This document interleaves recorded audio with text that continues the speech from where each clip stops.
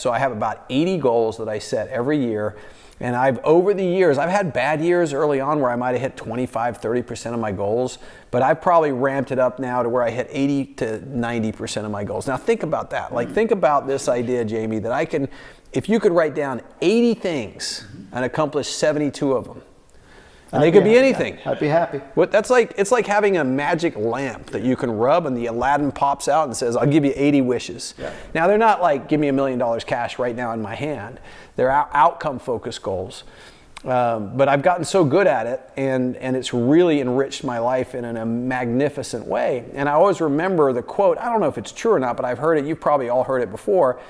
95% of people don't set goals. So 5% of people actually set goals on a regular basis, but 95% of millionaires set goals.